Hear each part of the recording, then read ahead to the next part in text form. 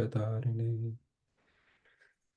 Hare Krishna, I welcome all the devotees and thank you for the opportunity to be amongst all of you this evening. The topic for this evening, given the very flavor of the and the fervor of Lord Ram being uh, coming back to his home in Ayodhya this week. So I was thinking probably we can discuss a little bit about the lessons and the pastimes of Lord Ram and get greater insights into that Lord who was walking amongst us in Treta Yuga. I will share my screen and Mataji, just if you can tell me if you're seeing the right screen, that will be of much use. Let me know if you're seeing the actual Yes, screen or the. yes, Prabhu. Yeah, we are seeing the lesson from Ram Lila. Okay, perfect, perfect. Thank you. Krishna in the Bhagavad Gita, he mentions that Janma Karma cha me divyam evam yo vetti tattvataha tyaktva deham punarjanma naiti mameti sorjuna. He says that, O Arjuna, the one who knows my transcendental birth and activities in truth, he is liberated from the cycle of birth and death. And it helps us to go deep into the pastimes of the Lord. Not only are they full of appealing charm and heart-touching stories that give deep joy to the soul, but also as we explore these pastimes, we see greater and greater depth of the Lord's pastimes. Some of the pastimes in Lord Ram, we'll go into greater detail. I will not go to the whole story, but I will quickly come to the point where we are going to discuss the first pastime. So, as we know the story of how um, Maharaja Dashrath did not have children and he had a sacrifice and he gave the nectar that was obtained as a result of sacrifice to his three wives, and how four children were born of him, um, Ram, Bharat, Lakshman, and Shatrughna, and how the children grew up in a very pleasing atmosphere. Everything was well till Ram turned 16 when Vishwamitra came to the Maharaj Dashrath's palace asking the king for a small favor. And he said, the small favor is, I need your son. Uh, Dashrath Maharaj was heartbroken when he heard this because he loved Ram more than his own wife, more on life, and even wife. We will come to that point actually. As he was equivocating the and Vishwamitra was getting a little upset and angry because his wish was not being complied by the king, Vasishta pulled him aside and said, please don't worry about Ram's safety because Vishwamitra is a very powerful personality. In fact, he can kill the demons himself, but it will be very good for Ram to go with him. Do not fear. And very, very with great reluctance, Maharaj Dashrath sends Ram and Lakshman. And we know the story of how they killed the demons that were defiling the places of sacrifice by the sages. Uh, and after that, Lord Ram accompanies Vishwamitra to Maharaj Janaka's kingdom, and he marries, or rather, he breaks the bow of Lord Shiva. Now, the bow of Lord Shiva was so difficult even to lift that it needed 300 men to move. So Janaka says, I have no hesitation in giving my daughter Sita to Ram, but this is my condition that whoever can lift this bow and string it will win the hand of my daughter. Lord Ram effortlessly breaks the bow and he wins the hand of Sita. This causes tremendous jubilation, and the news reaches Maharaj Dashrath, his ministers, the whole of Ayodhya's who's who descend onto uh, Mithila, and a beautiful wedding ceremony takes place. Everyone is filled with tremendous joy seeing Mother Sita and Lord Ram being united, the eternal supreme personality of Godhead and his eternal consort. And they are and they are coming back home filled with jubilant vibrations and memories of the sweet wedding that they just encountered. As they were coming back, Maharaj Dashrath and others felt some negative omens. The clouds started rumbling, the birds started flying very close to the people, deer started passing on the left, and Dashrath Maharaj was scared. He asked Vashishta what was going on. And then there becomes intense darkness. The dust is being raised, and from within that darkness comes a towering personality. And that's where the story begins. That towering personality is Parashuram. This personality has is Vishnu himself, and he has killed the Kshatriyas 21 times, as is mentioned in Srimad Bhagavatam. It's a long story, but he kills the Kshatriyas 21 times. And Dashrath Maharaj, he is just recovering from the shock of his son's absence. Vishwamitra had taken him, and now he happily got his son back, and his daughter in law Sita is coming back home. And this is a second blow to Maharaj Dashrath. And he knows the power of Parashuram, or otherwise known as Bhargava. He says, "Oh, Bhargava, please spare my son. He's just a 16-year-old boy." And he knows that Parshuram is very experienced in slaying the Kshatriyas, and he fears for his son's life. This is the translation, or portion of translation, from this verse in Srimad Bhagavatam 9.10.4. While returning from Sita's home after gaining her at the assembly of competitors, Lord Ramachandra met Parashuram. Although Parashuram was very proud, having rid of the earth of the royal order 21 times, he was defeated by the Lord, who appeared to be a Kshatriya of the royal order.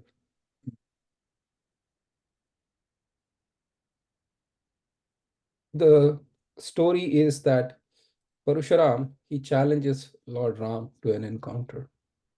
He says that, well, you've done a great feat of breaking Lord Shiva's bow, the Shivadhanus, which is called Pinaka. But in my hand is much more powerful bow. In fact, millions of times more powerful than Pinaka or Lord Shiva's bow is the bow of Lord Vishnu, which is Sharanga. Here, if you can take this bow, and Sharanga is the bow of Lord Vishnu, and if you can take this bow and string it, then I will accept that you are the Lord Narayan. And he also gives the thing that you should not only string this bow, but take an arrow and pull it to your ear. And Lord Ram effortlessly he pulls it, and the arrow is released, and Parshuram vanishes.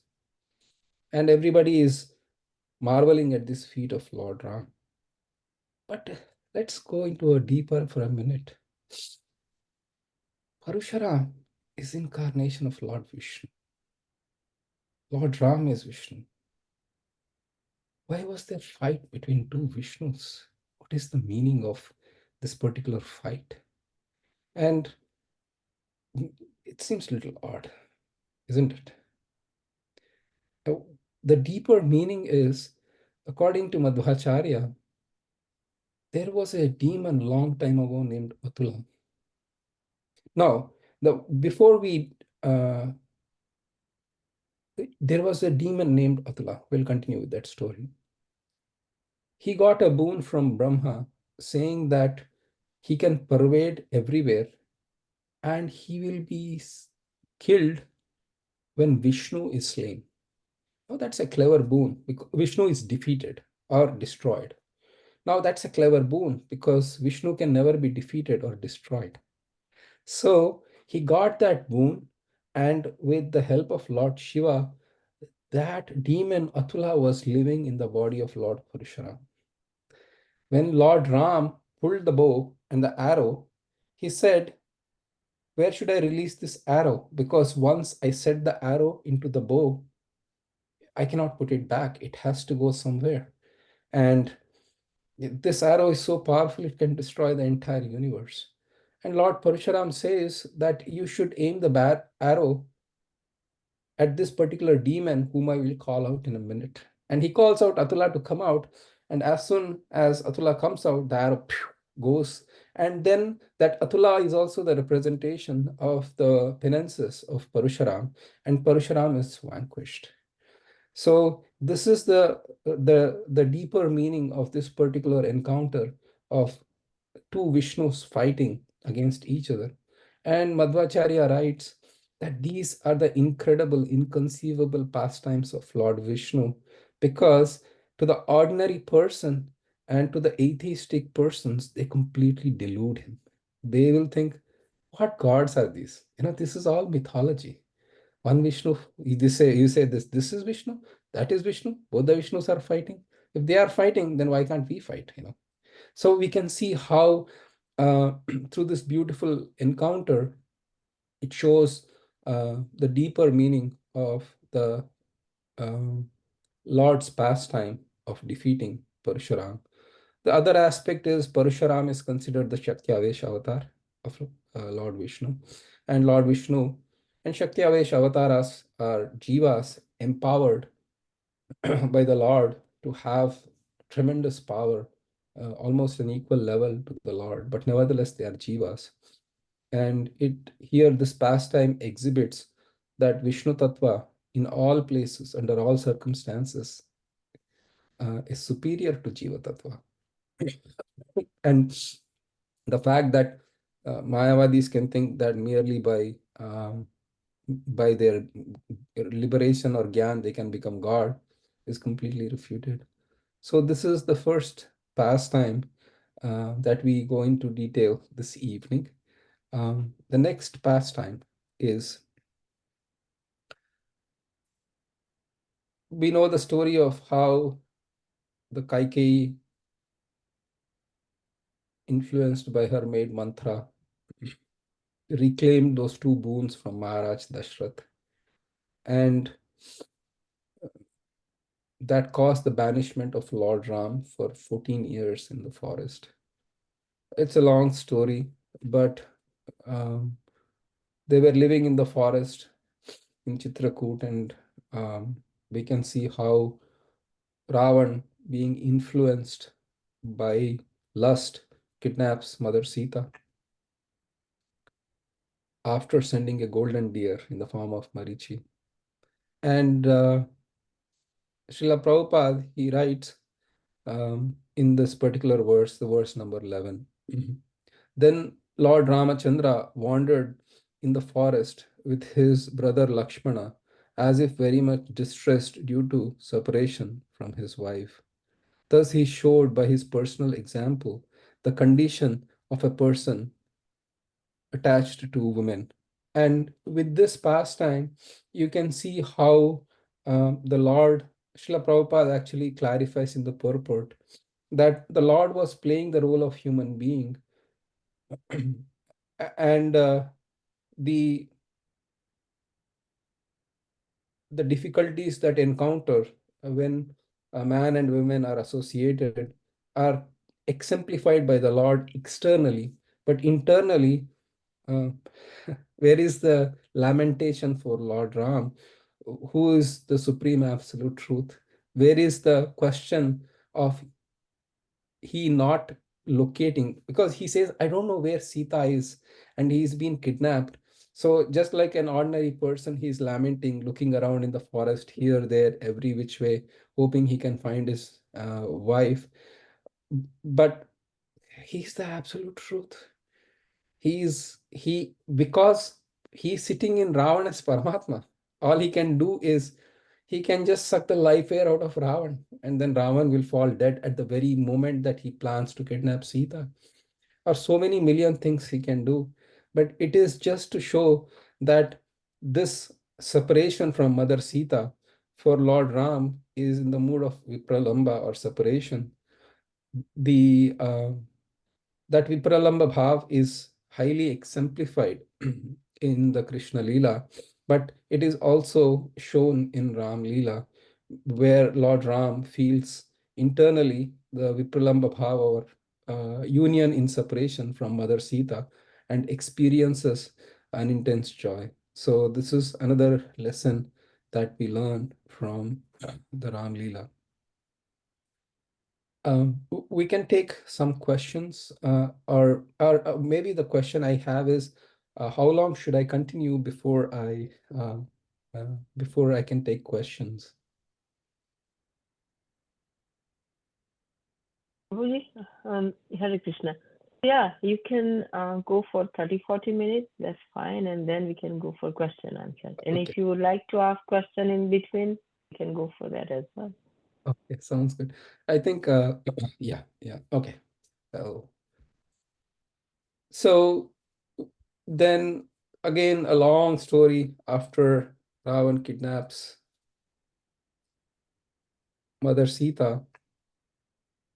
And for those who, I think we know the story based on Chaitanya Charitamrita, that he has never kidnapped the actual Mother Sita, because it's impossible to kidnap her by any stretch of imagination. All was a Maik, or a Maya representation of Mother Sita that he captured. In any case, after Mother Sita is kidnapped by Ravan, Jatayu challenges her. Another beautiful story in Ramayana, and he is killed by Ravan. Rama kills bunch of demons, and then searching for Sita, he comes to meet Hanuman. And after meeting Hanuman, again a long story, he is introduced to Sugriva. And Sugriva is living in the in the Kishkinda mountains. After Lord Ram meets Sugriva, he tells, my dear friend, why? So Sugriva asks, who are you? And then Lord Ram introduces himself, saying, I am Ram, son of Dashrath, and this is my brother Lakshman. My wife has been kidnapped by Ravan, and we are searching for him, and that's how we came here. And after that, Ram asks Sugriva, so tell me about yourself. Who are you, and why are you living alone in these mountains in fear and grief? So Sugriva tells his story about how he's been banished from his kingdom by his brother Vali, and how his brother um, stole Sugriva's wife, and now he's living alone in fear of Vali. And then he says, why? What happened between you two that the situation came about? And Sugriva tells the story of how that these two brothers, Sugriva was the younger brother, Vali was the elder brother, and their father was Riksharaj. After Riksharaj died, Vali, being the elder, became the king of Kishkinda. Excuse me. And One day, a demon called Mayavi came. There was a woman that Vali and Mayavi had similar interests, and Mayavi came to challenge Vali. Vali and Sugriva came out of the palace ready to challenge this demon Mayavi. But seeing these two powerful monkeys charging at him, Mayavi runs and he digs a hole into the earth and then just goes.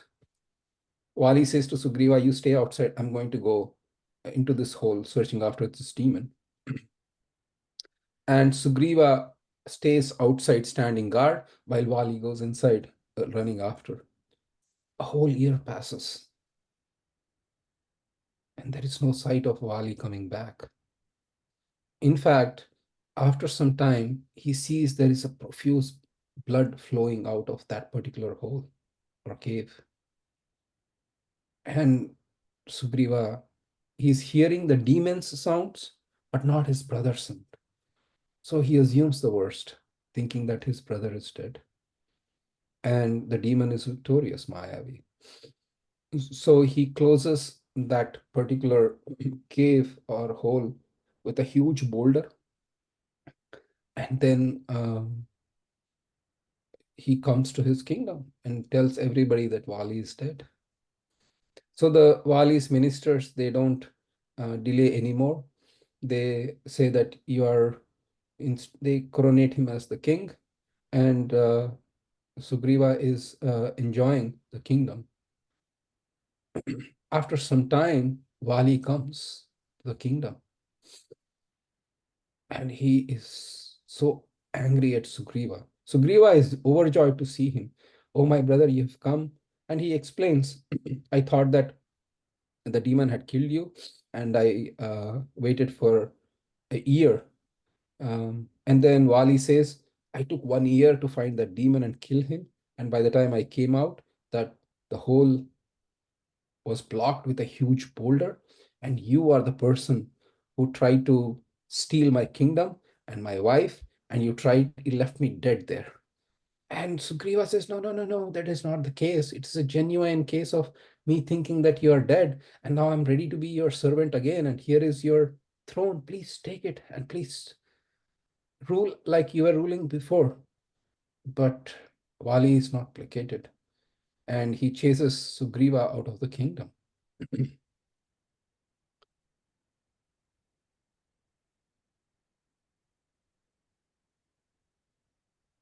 There was a place where a sage was performing austerities, and Vali, somehow or other, a bull or a buffalo comes challenging Vali. Huge buffalo comes challenging Vali, saying that, "Please, I want to fight with you." And the usual challenges, "I'm going to kill you," and blah, blah, blah. And Vali is, he goes and he kills that particular bull demon, and he throws far into this particular sage's ashram. And there is a huge pile, like a mountain of bones itself, outside the sage's ashram, very close to sage's ashram. And the sage is very, very disturbed. He says that whoever killed this animal, if he comes anywhere in the 4 mile radius of my hermitage, he will be turning into stone. And that curse is pronounced.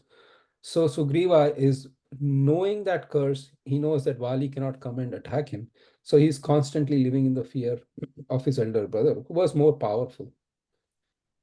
And then Rama hears all these things and he says that, "Don't worry, I will kill Vali, and Vali is as good as dead when his chest feels my arrow buzzing across."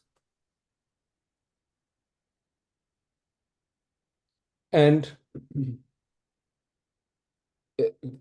Sugriva is like, not sure. He's not convinced. "You are tender, young princess. Vali is a powerful demon."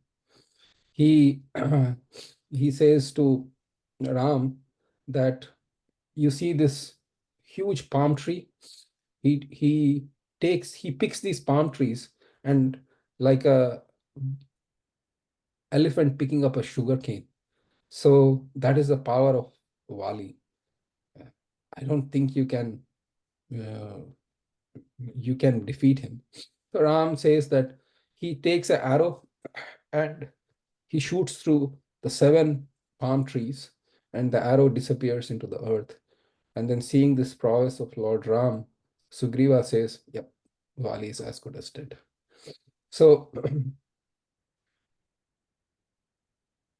Lord Ram and Sugriva, they perform a sacrifice, a ceremony where they say we are friends, and the bond of friendship is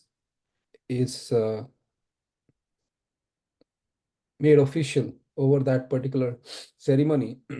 And Lord Ram says to Sugriva, "All right, let's uh, let's get to business. You go ahead. You call Vali to a fight, and I will stay behind the trees in hiding. And when you are fighting, I will kill him." And then Sugriva now is charged up. He's like, "Yes, let's go." And he goes to the kingdom of Vali and he challenges Vali, "Hey, Vali, come out to fight." And both the brothers come out. The both are formidable opponents. Even though Sugriva was defeated by Vali, and Vali is more powerful. He said, and they both are punching and they are hurling rocks at each other and uprooting trees and throwing at each other. It was a tremendous fight. But Wali was getting the upper hand, and he thrashed Sugriva pretty badly.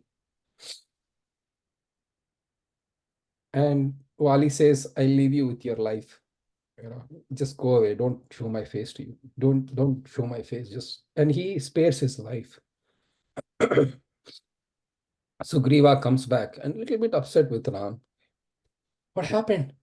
I got almost, I'm half dead because of Wali's beating. And you said you will kill me. You will kill him. What happened? I'm dead instead, almost half dead."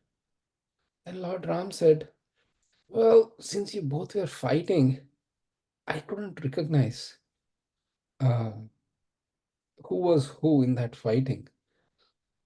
So that's the reason I didn't kill." Now, those amongst us will have serious misgivings. He says he is the supreme absolute truth. He is in the heart of every living being. He says he knows everybody, but nobody knows him. How come the Lord couldn't recognize? I mean, even though they were identical twins, he's the absolute truth. He should recognize. And that question might arise. The answers the sages give is that Lord Ram thought these two brothers are born from the same mother, and brotherly enmity and brotherly affection, they are in the same coin. Today they are deadly enemies, and somehow or other they might become friends tomorrow. And if I kill Vali today, wouldn't Sugriva be full of regrets, saying that my brother is dead? So the Lord used that unable to recognize as an excuse to make sure that Sugriva indeed wanted his brother dead. Because later it shouldn't be like, "Oh, I did a mistake and I shouldn't have killed my brother, and he was after all my brother." And Lord wanted to make Sugriva was sure about that. So the Srila Madhvacharya gives the reason why the Lord said I, and he uses the pretext of not being able to recognize, not that he could not recognize. So this is the deeper meaning of why Lord Ram chose to not kill Vali on the first day. And then in the next day, as we know the story, how some versions of Ramayana say that Lakshman garlanded Sugriva, some others say Hanuman garlanded Sugriva. But in any case, next day, Sugriva is wearing the garland, um, and he goes and challenges Vali again to fight. And after a fight, Lord Ram shoots Vali and kills him. This is some of the uh, people might question this, because this is a, why did Lord Ram, hiding behind bushes, kill Vali? And is it not against the code of Kshatriya conduct? Um, and why would he do that? This is and Vali himself is little upset at Lord. You know, this is not fair that you killed me like this, isn't it? I mean, a lot of people actually say that how is it proper for Lord Ram to do this? And actually, Vali was already engaged in fighting with his brother, and the arrow came out of nowhere, and he was killed. Would you like to know the reason why, or was Lord Ram little not correct in doing it?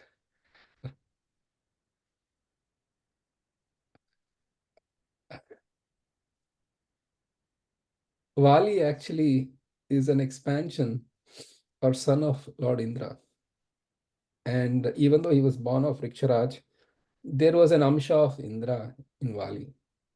Had Lord Ram come in front of Vali, Vali would have immediately surrendered to the Lord, saying that you are that Lord, I am your devotee, I'm going to surrender unto you. Now, if that was the case, then Lord Ram could never kill Vali, because you can never kill a person who surrendered unto you. In fact, it is mentioned in Chaitanya Charitamrita, quoting from Ramayana, that Lord Ram says, Sakrideva prapannoyas tavasmiti cha yachate abhayam sarvada tasmai tadamyetam vratam mamaha.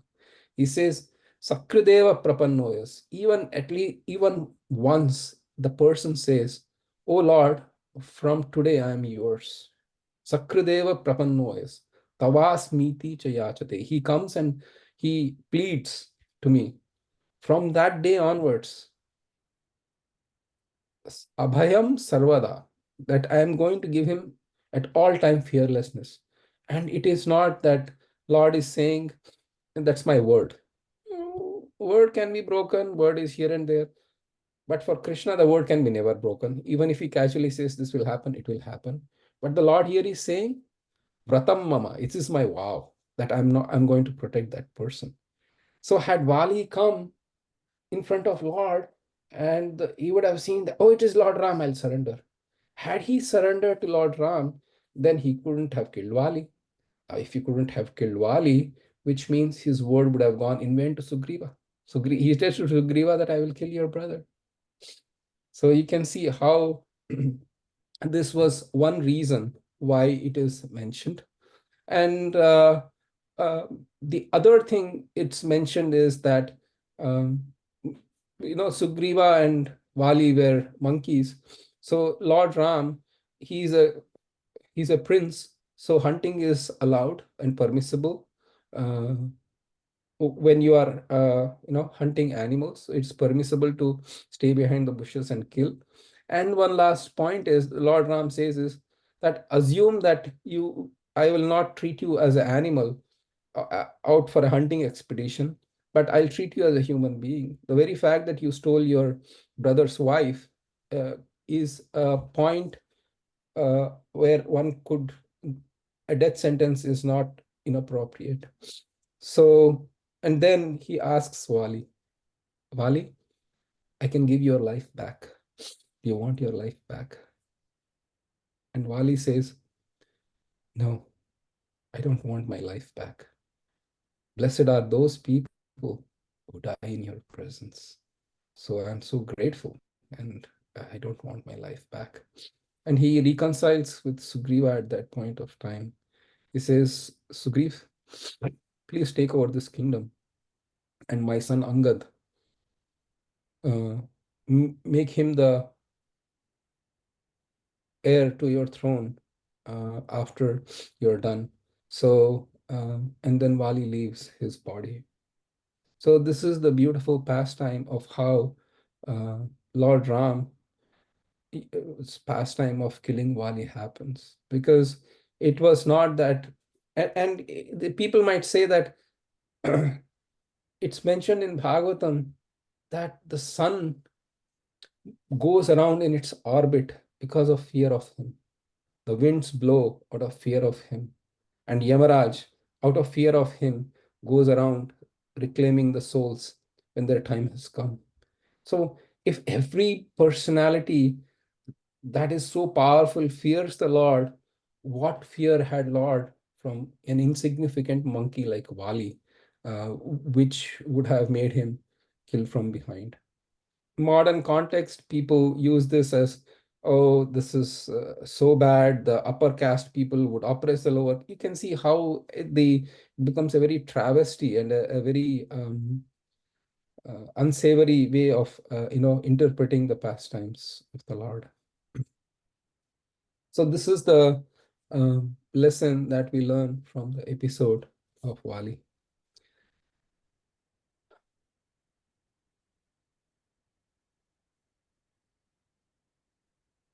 Because of the popularity of Ramayana, there are many translations that are written mm,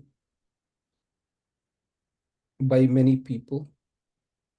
And there are some people who, the word that is used is reimagine, reinterpret, um, use that kind of words.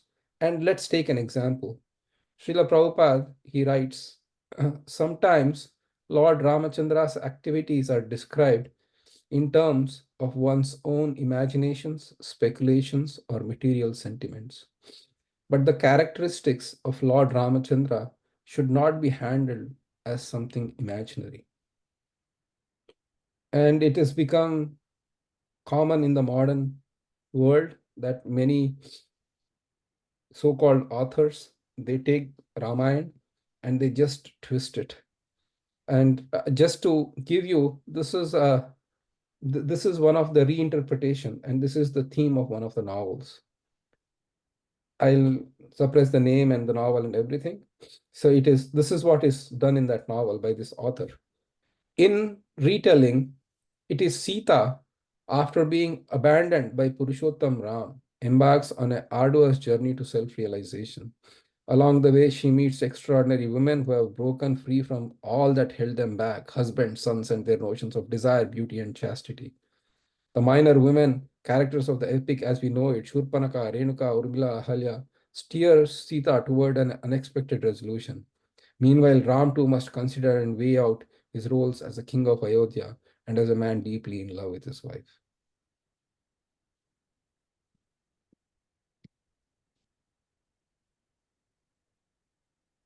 What can be said? This is so, oh my God, what can be said with this kind of reinterpretation? It- uh,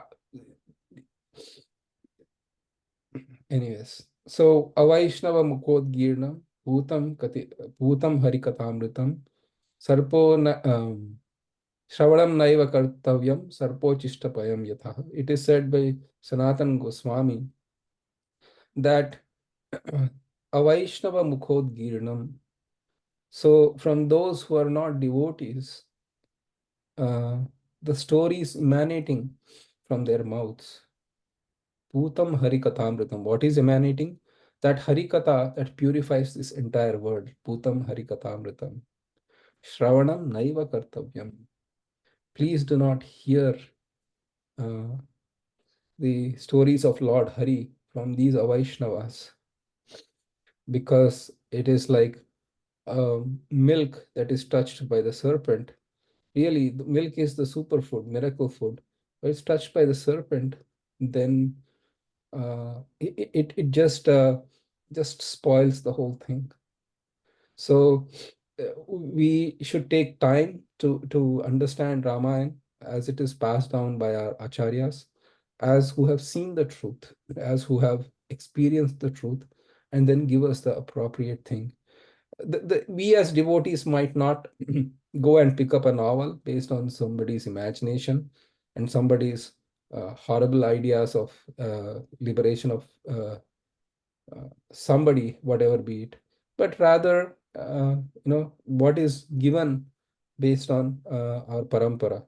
And Srila Prabhupada writes, or in this purports, he writes, Tadviddi pranipatena pariprashnena sevaya upadekshanti te jnanam jnaninas tattvadarshinaha. That those who have actually seen the truth, if we can hear from them, then then we can realize the pastimes of the Lord, and they act like powerful medicines. Um, Maharaj Parikshit mentions in the 10th canto of Bhagavatam, Nirvritya Tarshairupageyamana Bhavaushadachrotra Manobhirama Ka Uttama Shloka Gunanuvada Human Virajyeta Vinapashubhna. He says that this pastimes of the Lord act like medicine for the dreaded disease of material existence. And so it has to be taken from the right source for the medicines to be effective. When unscrupulous manufacturers manufacture cheap medicines, or medicines that are not up to quality, or they are adulterated with some uh, contaminating substances, then that actually medicines will counteract instead of curing the disease. So then the last slide I have here is Hanuman's prayers. This is a beautiful prayer by Hanuman to Lord Ram. It's there in 5:19:17. न जन्मनूनं महतो न सौभगं न वान्न बुद्धिर्न कृतस्तोष हेतुः तैर्यद्विसृष्टन्नपि no वनौकश चकार सख्ये बत लक्ष्मणाग्रजा. One cannot establish a friendship with the Supreme Lord Ramachandra on the basis of material qualities, such as one's birth in an aristocratic family, one's personal beauty, one's eloquence, one's sharp intelligence, or one's superior race or nation. None of these qualifications is actually a prerequisite for friendship with Lord Ramachandra. Otherwise, how is it possible that although we uncivilized inhabitants of the forest have not taken noble births, although we have no physical beauty, and although we cannot speak like gentlemen, Lord Ramachandra has nevertheless accepted us as our friends? So, with that, we pray to Lord Ram that may he shower grace on all the members who have been on the Zoom call today, and all the members of the Bergen County and all the inhabitants of Bergen County. And with that prayer, I will end my presentation, and I will take any questions or any comments or concerns. Hare Krishna Prabhu, thank you so very much. It was really wonderful lecture. We kind of, go deep and learn a lot of things from the Lord Ram's pastimes and Leelas. Really, really amazing. I will open this floor for questions. If anybody have any questions or concerns, please unmute yourself and ask. Otherwise, raise your hand. I'll go one by one. And if you would like to put into chat, I'll read it for you. Anyone have any questions?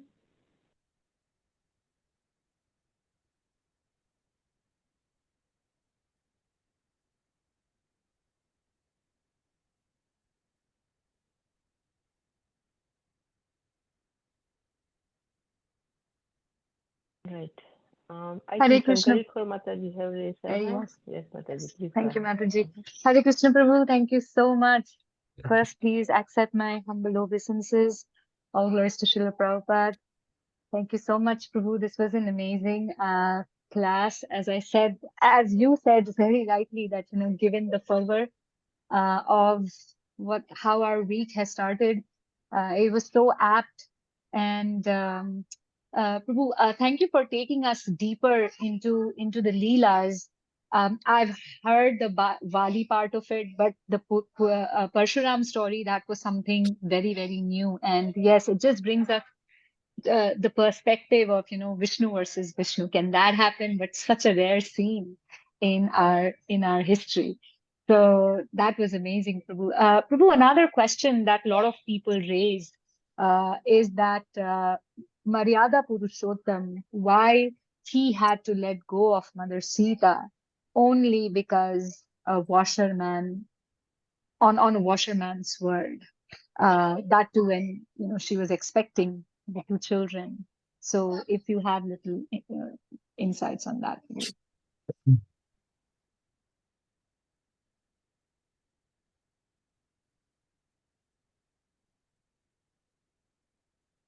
Lord Ram showed through his pastime that the nature of this world is such, o- even though you are the Supreme Lord and who has lived all his life so righteously,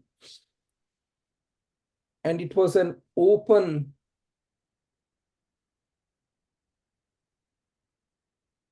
ceremony or open uh, test for Mother Sita, because he said, so the first thing is that he, as I mentioned earlier, Ravan kidnapped the Mayak version of Mother Sita, and when the fire test happened, the Mayak version uh, just was merged into actual Mother Sita, and she came out of the fire unscathed. So, and it was done openly, and people were saying, "Why are you even doubting the chastity of Mother Sita?" But the Lord was very strict. In spite of everything, the Lord showed that in this world, it's inevitable that we get praise and we get blame. How to handle both is what the Lord showed. And oftentimes, when criticism happens, I think of this pastime that Lord Ram lived in Treta Yuga, and he was an exemplary personality. He was the Lord himself who could do no wrong, yet he was blamed or he was criticized. Then how much more so is in this age of Kali, where it's um,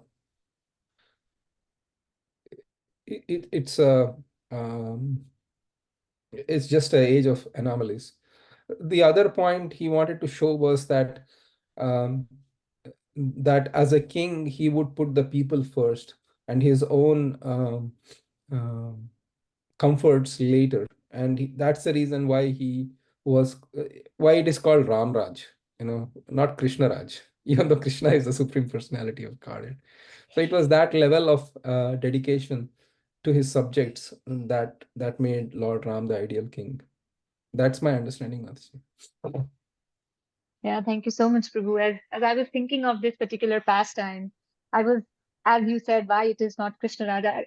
I was also thinking that, when separation between Srimati Radharani and Krishna happened, nobody talks about it that much. Nobody says why Krishna had to leave.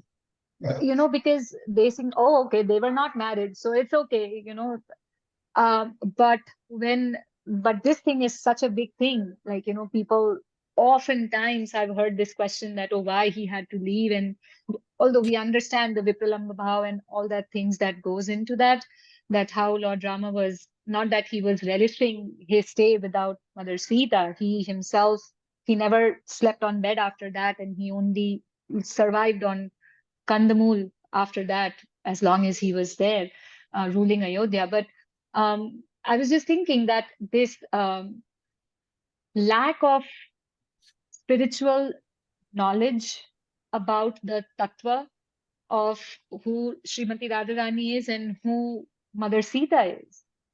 And if people just understand, then, they do say that, okay, yeah, Krishna is Ram, Ram is Krishna, but nobody says that Mother Sita is Srimati Radharani or Srimati Radharani is Mother Sita. So they should feel for both of them in the same way. But we see that that's not there. I was just thinking that, this this lack of tattva gyan is so prominent in our society. Just wanted to share that thought, Prabhu. Yeah. Hare Krishna. Thank you for sharing. Yeah. Hare Krishna. All right. If there are no other Hare questions, Krishna. Thank you, Prabhu. Hare Krishna. If there Anyone are have any questions? Prabhu, I have one question. yes, Not related exactly related to this pastime, but I would like to know who was Maharaj Dasarath in his past life? Because we know about so many, but I never heard anything about Maharaj Dasarath's past life. So who he was? uh, I don't know, Mataji, because the ninth canto does mention about the dynasty of Maharaj Dashrath, but there is no mention. So I have to get back to you on that in terms of his past life, if it's written somewhere in the scriptures, Mataji. Sure, Prabhu. Thank you. Thank you. Prabhu, So, I had Prabhu, asked if you don't mind, go no, ahead, Mataji. Mataji, just a thing. I had asked a Prabhu here in Florida, very senior devotee, who was Parikshit Maharaj in his last life? I mean, right from his birth till death and in between, Parikshit Maharaj is glorious all throughout. So who was he to, have even gotten Lord's darshan even before he was born? So he said, we don't know. It's not mentioned anywhere that who he was in the past life. So yeah, there are characters. We will see a lot of characters whose past lives are not mentioned, but they are just glorious all the way. So just wanted to share that, Prabhu. Hare Krishna. Thank you. Hare Krishna. Thank you, Mataji. Yes, absolutely. Sure. Prabhu, Right. if you allow me, I'll just share my screen for a second and I can just do a couple of announcements. Is that okay? Sure, Mataji.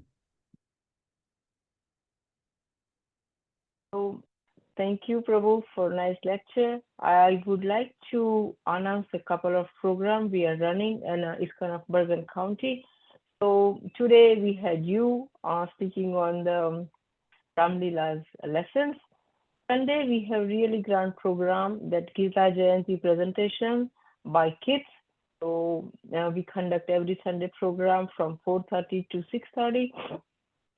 We have every Friday Bhakti Riksha. We have multiple group in Bhakti Riksha. So if anybody would like to join Bhakti Riksha, please reach out to any of us, or you can reach out to Ramchandra Prabhu, Ram Tulsi Prabhu. They can guide you. Every morning we have daily Japa morning meditation, which goes 6 to 8 a.m. Please feel free to join the same Zoom link. You will be enlightened. You'll start your day fresh with the nice meditation.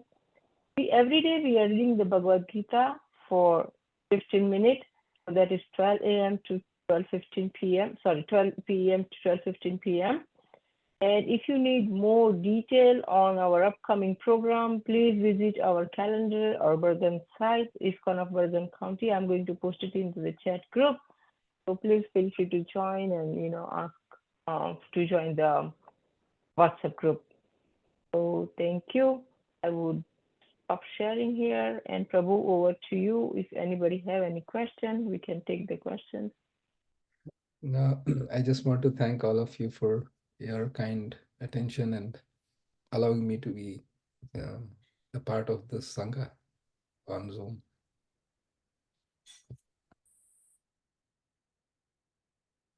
Thank you, Prabhu.